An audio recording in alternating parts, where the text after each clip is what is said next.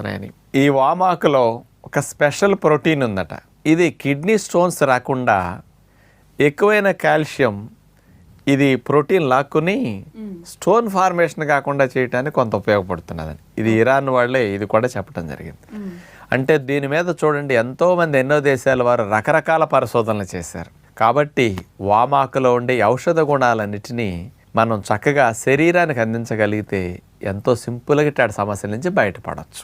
అయితే డాక్టర్ గారు, మరి వామాకులను సాధారణంగా అయితే కనుక బజ్జీలు వేసుకుని తినడము, లేదంటే అప్పుడప్పుడు మనం చూపించినట్టుగా ఏ చట్నీలోనో వాడడమో చేస్తూ ఉంటారు. మరి అలా కాకుండా ఇంక వేరే విధంగా ఉపయోగించుకునే అవకాశం ఏదైనా ఉందా? వామాకుల్ని కొంతమంది కూరల్లో కూడా వాడుతూ ఉంటారు. అంటే దాని వాసన వేరు కదా. అవును. ఇంకా వాటితో పాటు అండి ఈ కషాయాలు మనం చేసుకుంటున్నాం కదా, ఆ కషాయాల్లో ఈ వామాకులు వేసి కూడా మరిగించవచ్చు. ఎందుకంటే లంగ్స్కి చాలా అవసరం కదా. ఇది మెయిన్